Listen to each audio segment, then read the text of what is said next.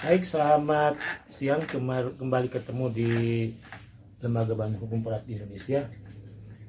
Kawan-kawan, kita bisa belajar dari kejadian yang kemarin, apa yang sesungguhnya terjadi pada peristiwa di Palembang. Kalau kita mengkaji lebih lanjut tentang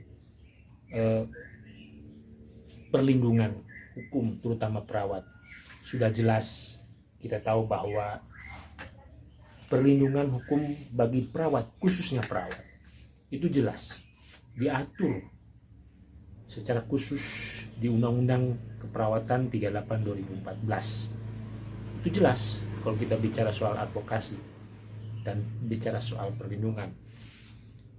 Kalau kita bicara lagi di undang-undang yang lain juga itu jelas. Di undang-undang rumah sakit ya. Kemudian di peraturan-peraturan lainnya. Khusus berbicara keperawatan, tentu kita tidak terlepas dari undang-undang perawatan, bahwa di situ sudah jelas-jelas tercantum tentang perlindungan perawat ketika melakukan pekerjaan, baik di Pasienkes, baik di sarana pelayanan kesehatan lainnya. Tetap yang namanya perawat melekat pada dirinya dan melekat pada institusi harus dilindungi. Mau nggak mau, suka tidak suka, ini sesuatu hal yang menjadi kewajiban negara. Kenapa negara memberlakukan undang-undang seperti itu?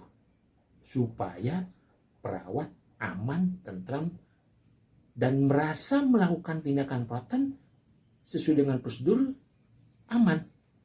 Tidak ada intimidasi, tidak ada kekerasan, tidak ada hal-hal yang membuat menjadi beban bagi perawat.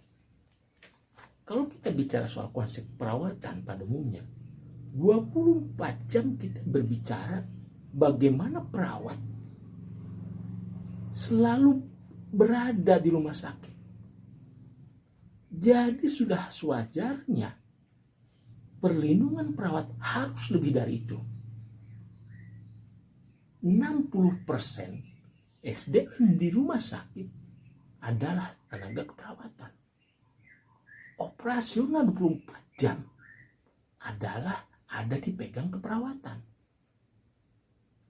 Bagaimana pelayanan kepada perawat, bagaimana perawat memberikan satu asuhan keperawatan, itu yang penting. Dan konsep itulah yang harus kita ada dalam diri kita. Jadi sungguh luar biasa tekanan psikologisnya. Wajarkah seorang perawat diberlakukan seperti itu? Saya kira kita semua setuju. Semua orang setuju. Semua orang pasti mengaminkan bahwa 24 jam perawat hadir di samping pasien di saat membutuhkan, mau makan, mau tidur, memberikan obat.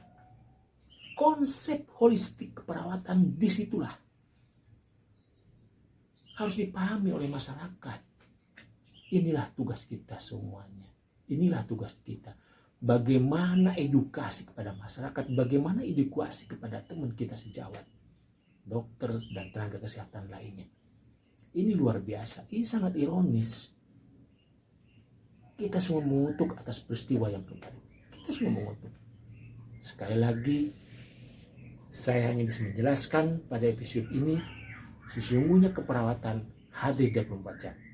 Kalau kita berbicara soal konsep yang lain, berbicara soal aturan-aturan yang lain, sangat bisa dimungkinkan hal-hal yang spesifik dan itu menjadi hak kita sebagai perawat.